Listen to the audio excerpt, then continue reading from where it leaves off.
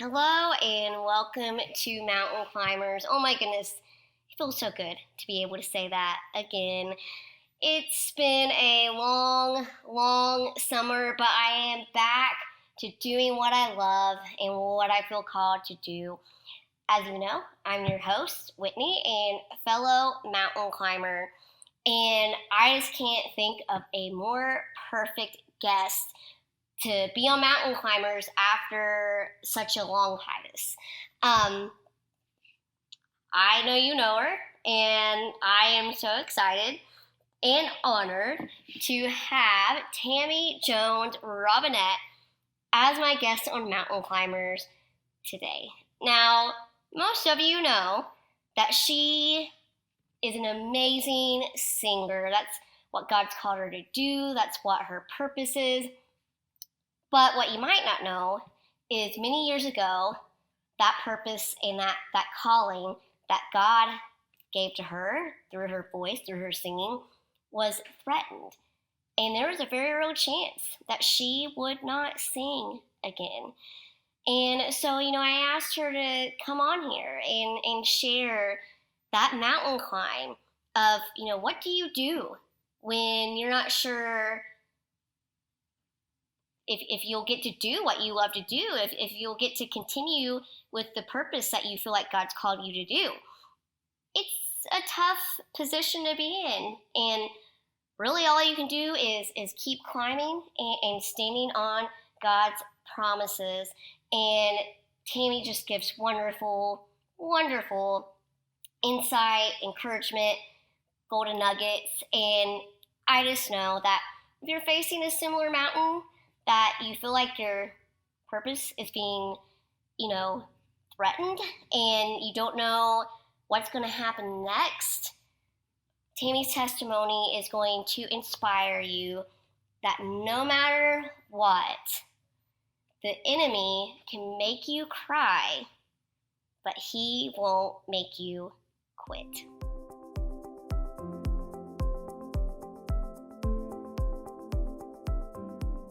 Hey, Tammy, welcome to Mountain Climbers. Thank you, Whitney. It's good to be here. Yeah, I am so excited to have you on here. I know there's so many people who know you have a gift of singing, but what they might not know is at one time that gift, that purpose was threatened. And so I'm just so excited that you're on here to share how God got you up the mountain. First of all, I would just love to know what it was like growing up for you. Were you raised in a Christian home? I was raised in a Christian home. My grandfather on my mother's side was a preacher, so we went to his church. Yeah. And there were 8 kids in my family. Mm-hmm. So we would load the station wagon. That's modern day minivan for today, or SUV. Yeah. We would load that up and head out to church. And I was raised in a good Christian home with a good background. Both grandpas were preachers. One had a church, so we went to his church. But all my life, that's all I've ever known. Yeah. Growing up in God's grace and in a Christian family. Yeah, that's awesome. So when did you realize that God had given you the gift of singing? Oh my goodness. Now you're going to date me until my age. I think I was 8 years old, to be honest with you, when I gave my life to Jesus at my papa's church. Yeah. I felt something different in my life. I felt like there was something more I needed to do. Yeah. And go beyond the 4 walls of the church. I'm not sure when that really became something that I wanted to do full time, or I think I eventually grew into that as I got older, more seasoned, and became more aware of God and what He was calling me to do. As a young child, but I still felt that calling at the age of 8.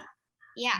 So you realized you had a gift, and so at 8 years old, that's when you felt the calling to go into full-time ministry? Oh no. Okay, so you were older. Yes, it took a while for me because I Yes. was very shy and Yeah. very backward. And my mother played the guitar, my dad played the mandolin, and they were like my first band, you Yeah. know. And my mother, because her dad was, a preacher, Yeah. she was called upon to go to many revivals. We called them Yeah. revivals, not camp meetings back then, but Mm. there were a lot of revivals that we went to sing Yeah. as a family. And so, as I grew, Hmm. my love for singing and my love for ministry just became more evident in my Yeah. life. Yeah. It never was something that just came all of a sudden, but Okay. it's like I knew it at the altar. I don't know Yeah. how to explain it. It's like I knew that God had given me something and I needed to share it, but I just didn't know at that time that it would be singing. It was as I grew older, I got. and my walk with the Lord became more serious, and Yeah. I had to seek the Lord and pray. Hmm. Then my direction became more clear. I guess in my teens, Yeah. I knew that direction, that I was headed that way. Yeah. Yeah. That makes sense. You knew that it wasn't just a gift that God had given you, but it was also a calling that He had given you as well. And I think everyone who watches you can tell when you're up on stage singing for the Lord, you absolutely love what you're doing. So, what do you Right. feel when you're up there? Oh, goodness gracious. I think the difference between a gift and a call is Mhm. the separation. The gift, I think a lot of people have a gift to Yeah. sing. There are a lot of people that sing that truly have a gift. Yeah. And I would even go further to say that, that gift is the world. People in the world have a gift of singing. Yeah. And the call is what makes the difference. Yes. A call is something that I guess I can explain it in my own life is like you can't rest, you can't sleep, you Yeah. can't feel, I don't know, like everybody else does. Yeah. There's something inside of you that wells up so tremendous that it has to come out. And what I feel up there singing is just that I'm in His presence, Yeah. singing for Him. Yeah. When you're in His presence, you have to obey what Mhm. He tells you to do. Now, a lot of women don't act the way I do when they sing, and uh, I just have to. And it's not an act; it's a for real feeling. I just wrote a song, and I'm going to record it on new CD. Oh, It that's says, exciting. "I like it that way," and the chorus just says, "I know it's old-fashioned; it's Yeah. not the modern way. Mhm. Run down the aisle to sing and shout when the Lord comes passing my way. Yeah. Spirit is real and I know what I feel. And I'm so glad I felt it today. And I know it's old fashioned, but brother, I like it that way." So that's Oh. how I feel when I sing. I just feel like I'm giving God everything. Somebody told me one time when I was doing a radio interview, Yeah. they said, we came to see you sing. It looks like you sing each song like it will be your last. And Yeah. I do because Yeah. I don't know how to sing fancy. I've never been trained to sing. Of course, you can tell that. But when I sing, it's like I give everything You. that I am to that song and to the Lord because I want the people to feel what I'm feeling Yeah. when I'm Yeah. singing that song. Yeah. So And they the do. song makes me do that. Yeah. Yeah. And everything you're saying, people can see. They can tell that you're called to do what you're doing. And so, here you are, you're going from church to church, revival to revival, singing, doing what you're called to do. And then a mountain out of nowhere forms. How did you know something was wrong?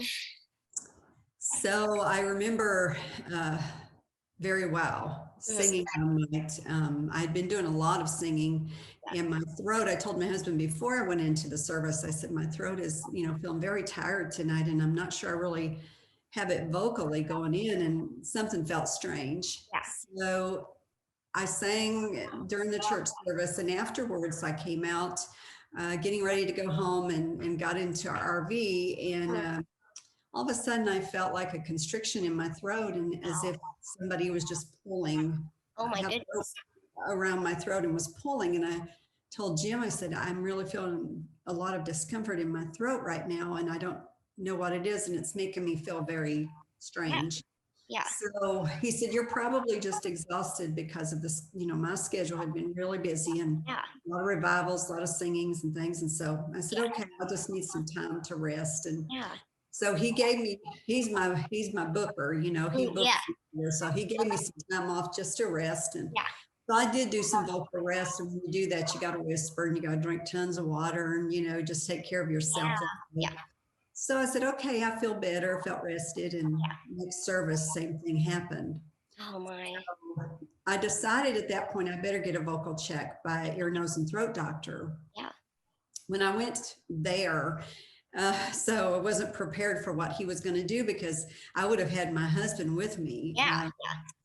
But I went in that day and I explained what was happening. And he said, well, I want to get a biopsy.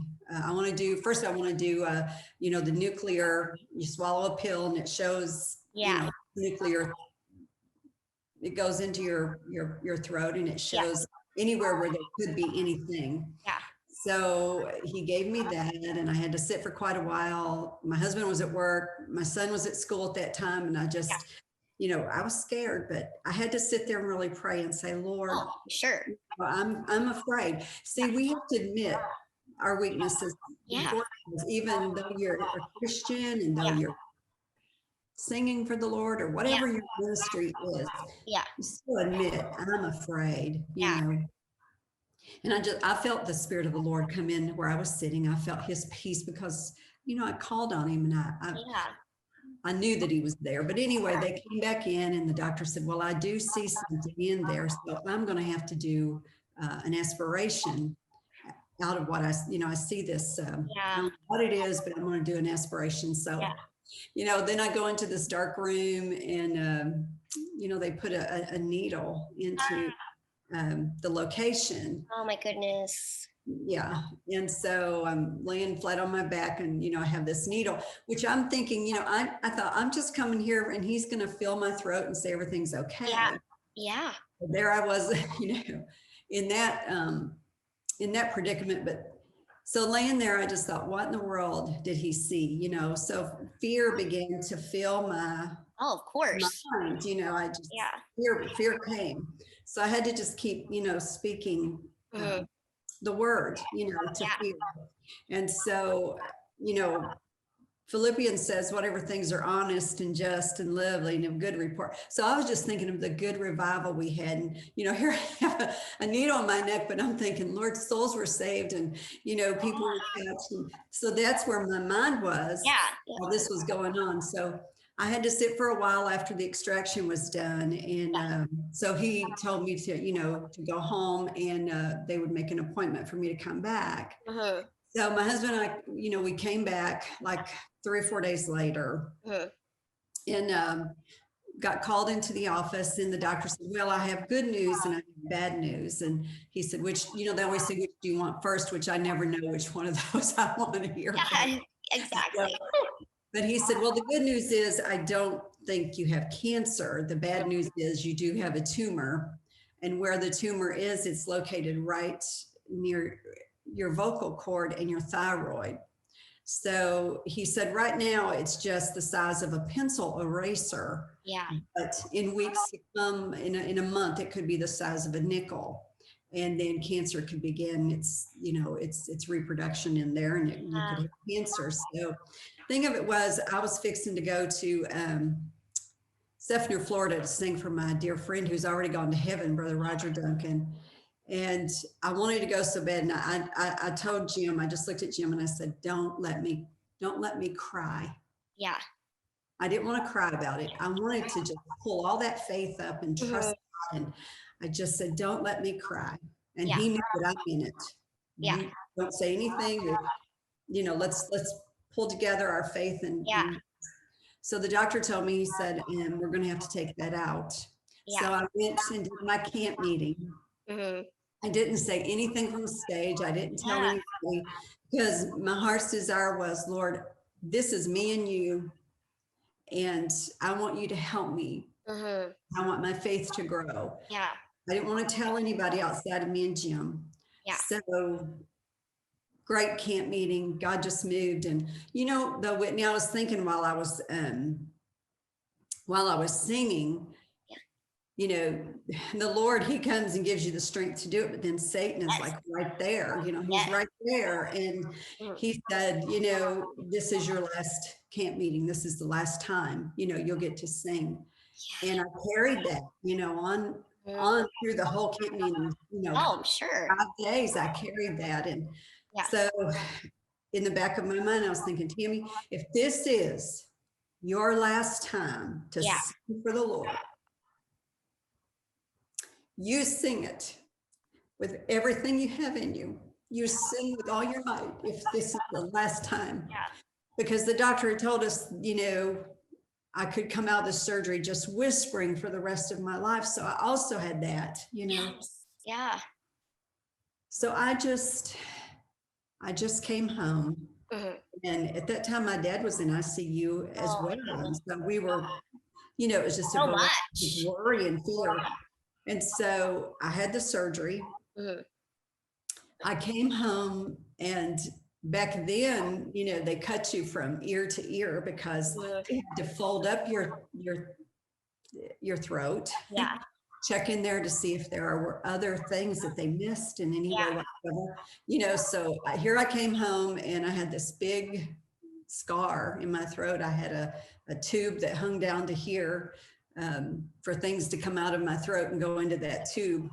And my husband took me in and he got me settled in and, you know, gave me pain medication. And so laying there on the bed, my husband left and he said, I'm going to let you rest and let the medicine do what it needs to do. And as soon as he left, the enemy came in.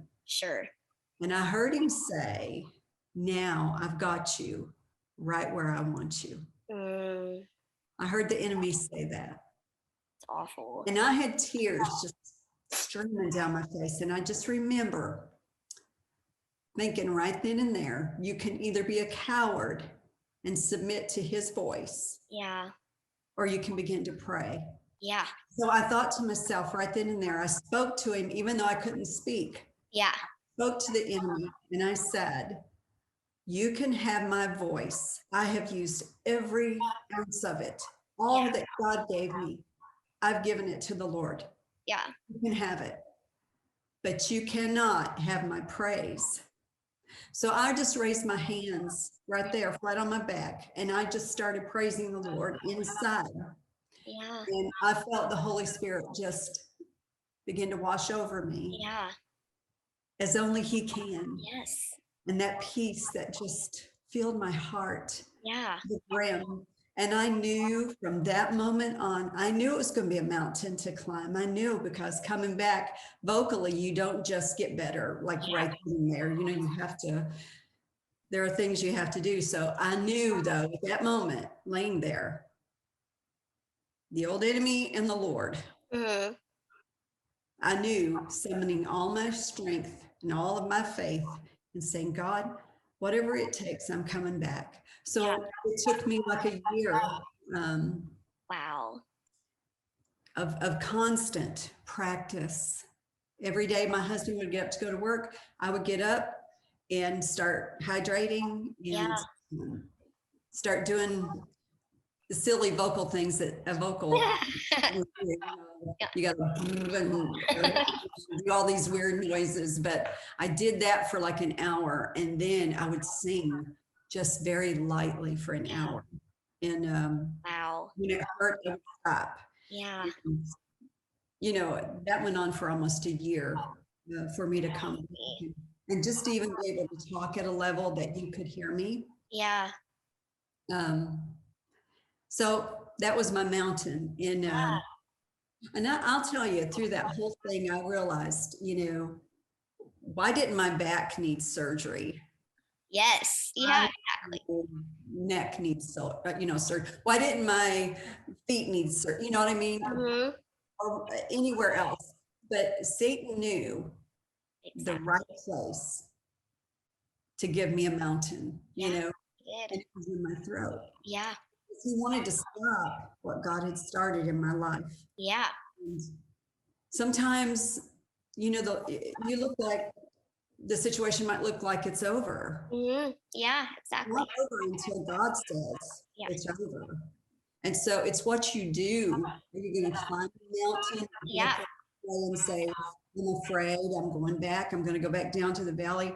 Or are you going to dig in, Mm-hmm. everything that you have, and pull yourself with all of your might until you reach the summit? And then when you get there, you'll know you're there Yeah. because you feel such tremendous victory over Satan. That everything that you have gone through, you don't see it in a fearful way anymore. You don't see it in a bitterness anymore, but you see it as a victor, someone who has overcome, someone who has stood when the devil said, you sit down, and you said, no, I'm not going to sit down. And I'm going to keep going and keep striving because I know what God has called me to do. Yeah. So there's where see, here's the greatest gift that God gave me through this whole thing. He let me know, and my surgery was in 2004, so that's been 17 years. Whoa, yeah, it's been a long time ago. Yes. So I have come 17 years, Yeah, and I'm still going. you are.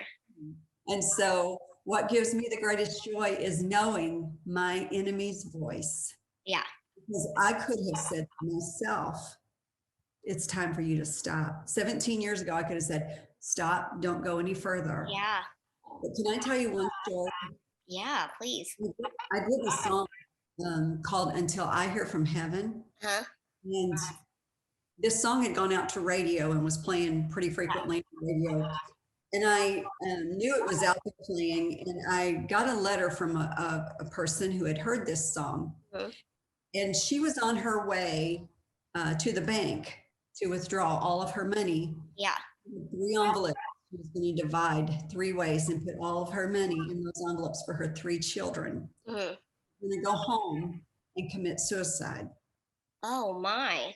On her way to the bank, it began to rain so tremendously that she couldn't see.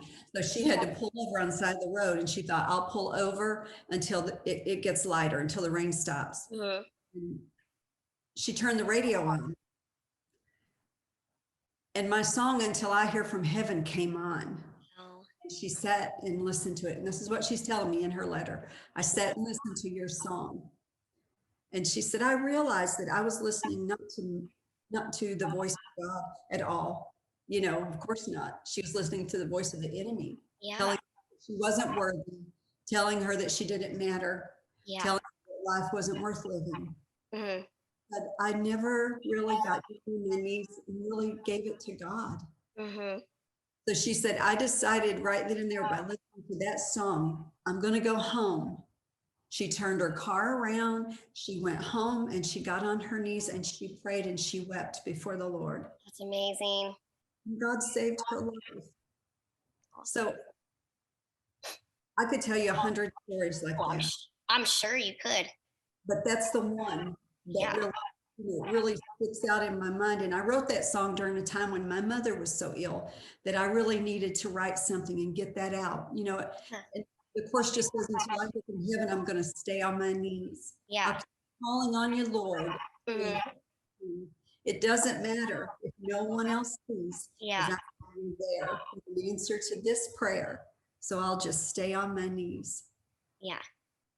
That's amazing. And it showed you that even if you didn't get to sing anymore, God was still going to use your calling. And during this mountain climb of the tumor and not knowing what was going to happen, God gave you the words to a beautiful song, one of my favorite songs, called He Can't Make Me Quit. And it talks about Satan can throw this or that at you, but he's not going to make me quit. And I love that song. But I do wonder, when God gave you the words to that, did you think, am I ever going to get to sing this? So that song was written, years after the situation. But listen to this. Yeah. My sister Annette of the Parsons, you started experiencing vocal trouble. I remember that now that you mention it. Yeah. And so we were at a revival in North Carolina together, and Pastor Chris Rumfelt. Yeah. We were all sitting in on the person's RV, and Chris came in, and Chris wanted to be preaching in the morning, and he said, "You can make me cry, but you can't make me quit." And all of a sudden, the light went off. And I looked at my sister and I said to her, "The devil can make you cry for what's happening right now." Because she was going through some similar to me. She didn't have this, but she did have a nodule. And it was small and could be taken care of, but she didn't know that at the time. Yeah. But I told her, I said, "He can make you cry, but he can't make you quit."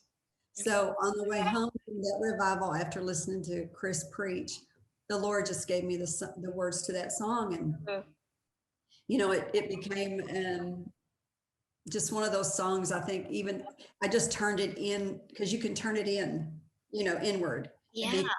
About your situation, because we're going to shed a million tears in this journey. Yeah. You know, it doesn't matter who you are, where you come from, what your call is, what your job is, who you are. Life and just the trials that we have to go through. Yeah. Make us shed a million tears. But we have to get back up. Put our armor back on. Yep. Just keep going with all of our might and climb that mountain. Yeah. Yeah, for sure. And, you know, you talked about how it took you a year to get through what the tumor did to your throat and your vocal cords. When did it dawn on you, I think I'm going to be able to sing again? Well, as you know, as the year went on, my voice got stronger. My husband knew when I yelled at him that I was going to. Her voice is back. You know, I think if I wouldn't have done all those exercises and stayed vigilant to that vocal process, I don't think I could have gotten all of it back. I'm still not 100% today. You know, I wasn't 100% a year later, but you know, I always think of the soldier. You know, he goes and fights the battle, and he comes back with scars. Yeah. You know, so when we fight these battles with Satan, we're going to come back with limps and scars, and but we trudge through. You know, I knew about a year after that I had the surgery that my voice was coming back, and I started writing again. And that's one thing I couldn't do, and it was right. I didn't. I think the Lord was just holding me back and teaching me things, and you know, just reminding me and building my faith. And so I don't just write to write. I love to write because of something, you know, because I'm inspired. Yes. I can't tell you how many songs I've written in those 17 years after that, but it just has to be it, you know. And so I did realize that God was still had a purpose. And I'll never forget, you know, I was sitting at this dining room table that I'm sitting at right now in Ohio. I'm in Tennessee now, but I was sitting in the dark, and my husband was downstairs watching football. I felt, you know, there's times when you feel like you just need to be alone with the Lord by yourself and just in a place where you can just talk to him. So there I was sitting at the table, and, you know, once again, I pray, and, you know, my heart, I pour it out. So my tears pour out as well. And I said, "Lord, if you want me to continue, please show my husband." I needed information because I knew I couldn't go out unless he went with me. And we were a team. Because that's what we are, we're a team, and we help each other. And so there I was alone, and, you know, my husband's downstairs, and, you know, Whitney, about 10 minutes into that prayer, my husband came upstairs, and he said, "Is God calling you to continue and to go and do what we're supposed to do?" I said, "Yes." And he knew by me just sitting there with my prayer with tears, you know, that that God was still calling for a purpose. Yeah. And that song was still living. And I knew from that confirmation right there, I said, oh my goodness, God just confirmed it with you. And he said he did. He just told me that we have to keep going, right? And for my husband to get up in the middle of a football game and do anything else, yeah, God, I just that was a God thing right there. Yeah. That's how you know for sure when it comes to a man. So I can't imagine the joy that just overflowed from your heart that very first time you got up on stage and sang after that whole mountain climb. What were you feeling? Yeah, so well, it wasn't so much overflowing joy. I was scared to death. I hadn't sang anywhere, Yeah. Anywhere, living and practicing. So no, I was totally scared. I was thinking. But do you know the Lord showed me, and this is another lesson. I learned so many lessons, traveling and singing, and just a lot of the questions that you have. Should I go? Should I quit? Should I stay? Should I just, there's a variety of questions that come along this journey. The Lord actually showed me when you get nervous, when you feel like you can't do it, when you feel like, there's no way. I even had, my knees were shaking, and I'd seen thousands and thousands of people with the Jones family years traveling, you think you shouldn't be scared or you wouldn't be. Yeah. But the Lord spoke to my heart and he said, I'm emptying you out of you. Wow. So that shaking was me being empty. Yeah. Me.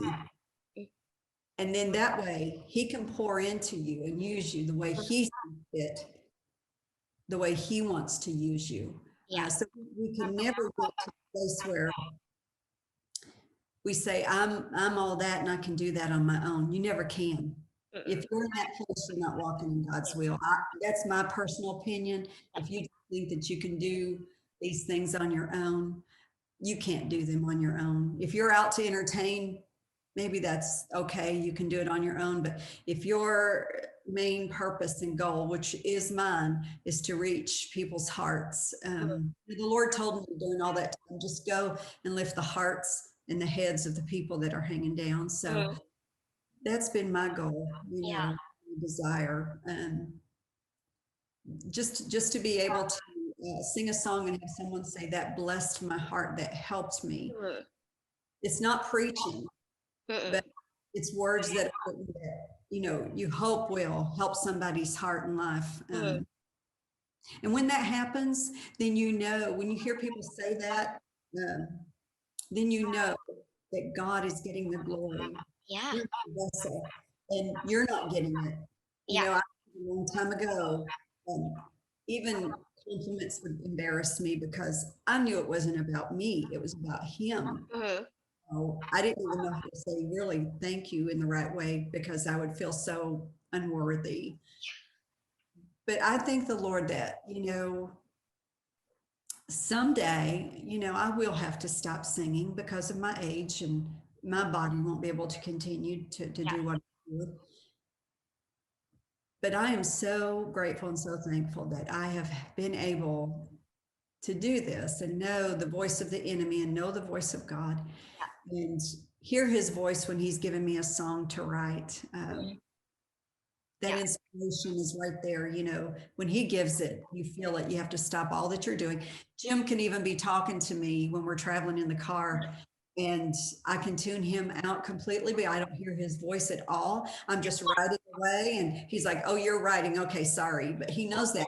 Yeah. Well, that's great. The Lord's inspiring. I can't think of anything else or if I feel a lot of times come out of a good revival and just preacher has said something and I jot it down on my phone. And I know that if I don't get it right then and there, it'll go away. Dottie Rambo told me that once. She said, if you feel that inspiration at 4:00 in the morning, get up and get a cup of coffee and wait for the Lord to speak, because if you don't, it'll take wings and go to someone who'll be more faithful to get up and write that song.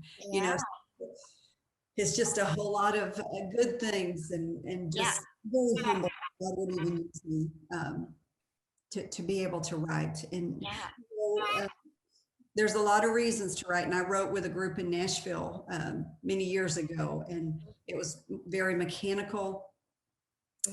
Songs came out of there. If I mentioned them to you, you would know. But for me, I can't be a mechanical writer. I can't just be someone who says, let's write a song and do it so that it will place on the charts or things like that.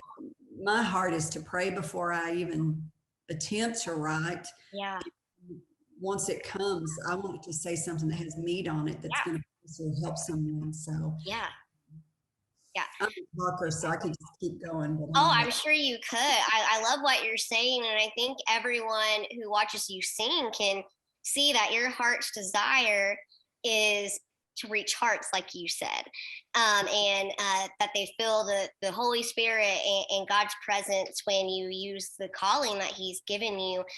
I kind of want to shift, because I do want to ask this, because I want people to hear your response. I want to get kind of real nitty gritty and ask you, even though I know what your answer will be, I want people to hear it from you.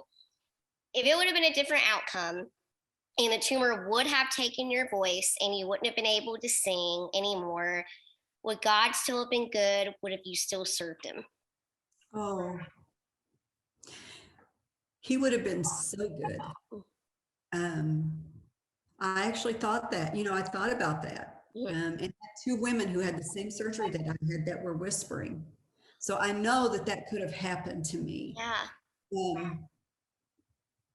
I don't serve Him because I sing. I serve Him because I love Him. He saved me when I was 8. And He means more to me than any song or any opportunity to sing. If I was without a voice, I would have still written songs. And given them to people that could sing them and figure out. I would have reflected in my life and thought of it very fondly and very gratefully that I had the opportunity to do that for the Lord. But no, I would have found something else to do for Him. You can praise Him if you don't have a voice. You can do a lot of things if you don't have a voice. So the fact that God smiled down on me and allowed me to continue doing what I love to do, the test of how much I loved it and what I was willing to do to get it back, sure that it came back. So if it was the test that He gave me, if I came through and continue to do what He's called me to do, then all I can do is raise my hands and thank Him. And, think that Job had to go through so much more than I went through, but He said the Lord gives and the Lord takes, and blessed be the name of the Lord. And so I feel the same way, that God is great. There are gains and there are losses, but He's still good. Yes, He is. And I love your story because it shows a couple of things. It shows that when you're blindsided and it just looks like the purpose that you thought you had is going to be taken away, that doesn't come to a surprise to God. And He has another purpose and plan. He's just not going to take it away and then, okay, I'm done with you. I mean, obviously he shows that through you. He also shows through your story that sometimes when you're climbing that mountain, you have to climb through a little bit of ash to get to the beauty.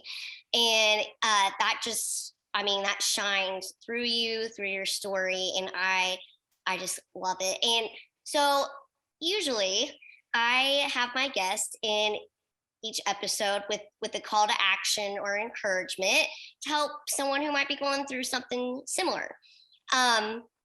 You've shared a lot of golden nuggets, but I think the best way for you to do that call of action and encouragement to end it and to give the devil a black eye is to use your gift. And I think you know what I want you to do. So go for it. He can make me cry, but he can't make me quit.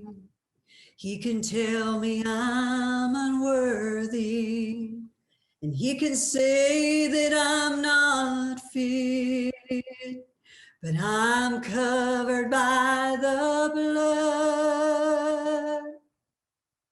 So he can fight, but he can't win. He can make me cry. Oh, but he can't make me quit. I love it.